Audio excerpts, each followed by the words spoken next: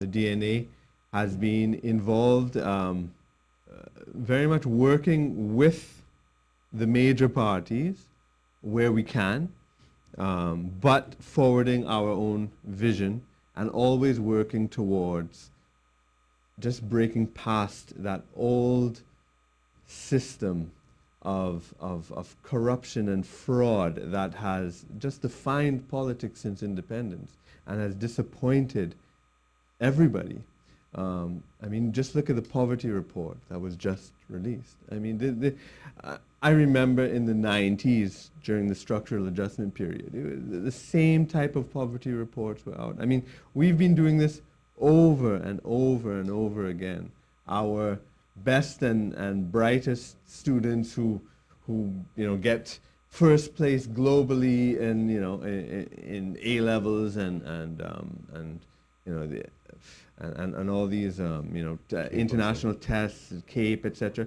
They don't want to stay here and develop the country. They want to bus it and go, right? So if they're getting a President's Scholarship, they are not, because Trinidad doesn't have a future for them. I don't blame them.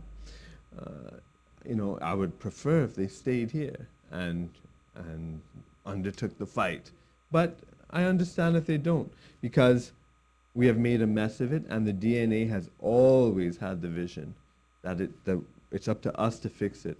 And our generation now has the opportunity, the time. It is now our time to take it over. We've worked before, we've worked with the others, we know them, we know their strength, their weaknesses, we know what they're willing to do and what they're not willing to do. And let me bring Mr. Lopez in here in terms of speaking truth to power, one, and moving, well, the logistics of moving between some of these parties, working with them, seeing their strengths, their weaknesses, and how easy is it as an alternative solution? And I keep looking at the word solution. The title, yeah. And what does a solution look like? Well, DK, I want to start by just adding to what Dr. Meighoo has said. The Democratic National Assembly, the DNA, remains the only new political party in Trinidad and Tobago. Every other political party is either a spin-off of a dead party, or an old party, or people jumping from party to party, right? But it's the same old ideas, the same old faces, and the same old concepts. The DNA has produced our manifesto called The Solution, and our position is simply that it contains the solution to every issue that exists in Trinidad and Tobago right now. So with that, and basically the solution is a rebuilding of Trinidad and Tobago. We today are still living on the slave plantations and barracks that we used to live on before. We just made it look nicer. We call it Valsain, we call it Diego Martin, or but those are the old slave plantations, eh? And the roads we're using, the Eastern Main Road, those are the old railway roads that used to take the produce out to the port. And we are still living there. Right? We live on an island, and we don't have a sea view. Right? All of us are facing it. This island was made for slaves and indentured people and exploitation. And after independence, the leaders of independence did not have a vision that, listen, the whole system has to change. What they did is they just said bye to the British, and then they took the seat instead and just became the new rulers.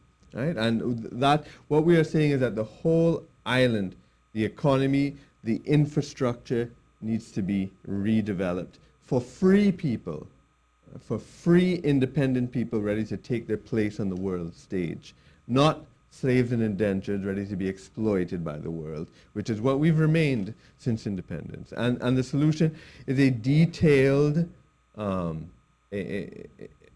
a detailed plan of everything, and the first and foremost thing it's based on is that every family in Trinidad and Tobago will have its own family property, plot of land, We have enough land. We don't realize in Trinidad how badly developed it is because it was just haphazard, as I said, for slaves and so forth. The last statistics I saw, I'm sure it's probably changed by now, but up to very recently, 50% of Trinidad and Tobago is still under forest. Right? Trinidad and Tobago still is underpopulated. We've been at 1 million for decades now. It's been, I think it's the 80s, it's been at 1 million. We are very underpopulated. And where we are living and where we're not living, the land use and the residential things are totally out of whack. We don't live in the best areas for human health and even aesthetics. Right? We have such beautiful, beautiful places in Trinidad and Tobago that we need to develop for our living areas. And we have amazing agricultural land that produces some of the best food in the world. We don't realize the amazing things. This is really a blessed country we live in. You know, and we've not even scratched the surface of the potential that this country holds for us and for the world. Ask my question after your additions. DK, Dr. Meighoo is just talking, he's talking off the cuff and he's talking passionately. He knows the information, he knows our country very well, but we've actually put it in the manifesto. All right, so in item 4 of the manifesto, you have family property and the spirit of the community. It discusses land and property for every family that are citizens of Trinidad and Tobago. If I just may interject here, all the listeners, all the viewers can get this at dnatt.org and follow along with Mr. Lopez right now. And in item number 12, it speaks of the agriculture and the natural resource management in Trinidad and Tobago. But I have to say at this point that when Dr. Meighoo spoke and I spoke about the politicians and the old parties and the old faces, we have reached the end of time. The end of time for that era of politics in Trinidad and Tobago. And in addition, we call it the apocalypse. Today is the apocalypse. The apocalypse meaning not what the biblical explanation of an apocalypse is, but according to the Greek explanation and the Greek definition, which is a disclosure of knowledge, a revelation of what was once concealed. And there is a lot of misinformation being disseminated to the media by the existing authorities or the existing politicians. It is an act of desperation, we think. All right? So they disseminate misinformation about crime, misinformation about the environment, misinformation about the very things that you say in the media. For instance, the smelter, which was stopped by an organization which is an affiliate of the DNA, and I have been the president of that organization. Is called PURE, People United Respecting the Environment.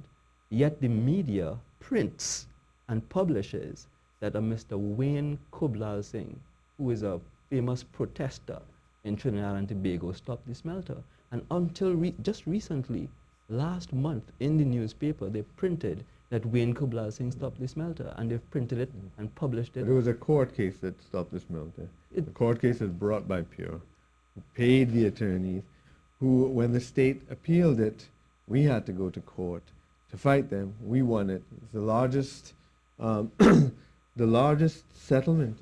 Is that what it's called? Technically a settlement? It wasn't a settlement. Yeah. PURE simply won the case. Yeah, but it was the largest monetary amount that the EMA had had to pay out. In fact, the EMA had never lost a case against anyone prior to that.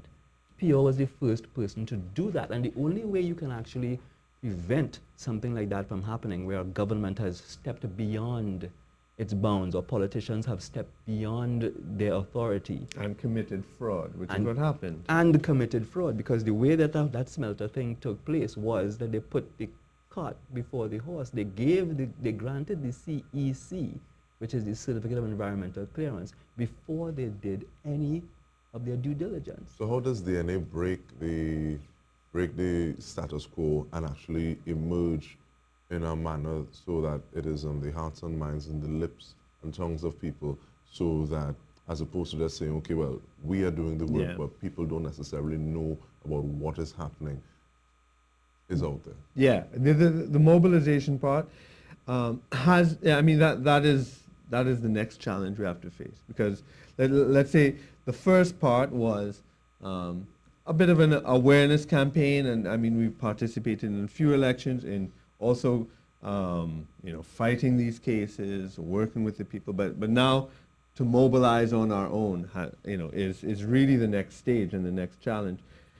We've been held back from that for a while because we've always insisted that we are going to finance ourselves. And in fact, and that will come from our business activities, which includes a development on the north coast by the Maracas Lookout there, the old timberline development. And that has been, and that is actually the model we have for rebuilding the whole country. When you see what we are doing there, that is a world-class development that we are doing as private citizens in a private company as a test run, so that we can roll it out for the whole country.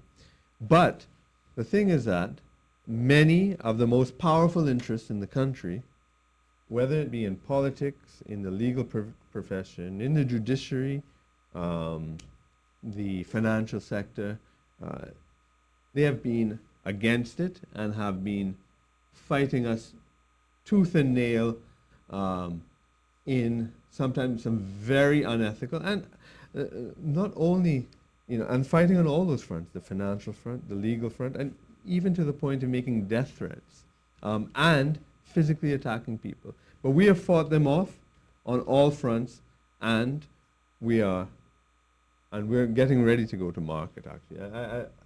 I wanted us to actually use this opportunity to thank the people who've been standing behind us. Yeah, people like, and some of these people know themselves, Mr. Wendell Motley, for instance, who has supported our project and has even put his investments behind it and has allowed it to roll over.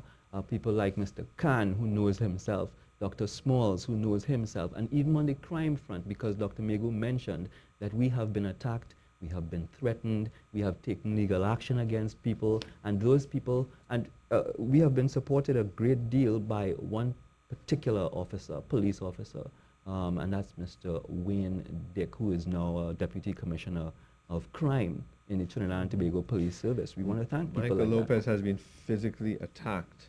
I mean, I have been physically attacked, and the chairman of the DNA has been physically attacked. But this is not something that we can actually, we can get into those details at this apart point. from getting into the details, this is something that we need to have conversation over a lengthy period. Yes, yeah. But in terms of, once again, if you can give the contact information, one for the organization, and two, also getting onto the manifesto, so that people can start to appraise themselves of the situation a little bit, sure, and come into the situation with a little more idea of what DNA is about. Right. Sure. Well, the website is dnatt.org, right? So dnatt as one.org, and we'll have our website. We have our plan for the new political structure, Federation of Trinidad and Tobago, which eventually is to encompass the whole Caribbean, because when that is part of the, you'll see the large vision we have, but it's down there for downloading, and you can contact us through the website. I mean, the email address is info@dnatt.org.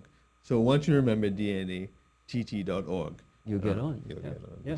But basically, the solution, DK, it encompasses life in Trinidad and Tobago, and it focuses on 15 main points, with, of course, subsections. But each of those points touch and concern all of the others.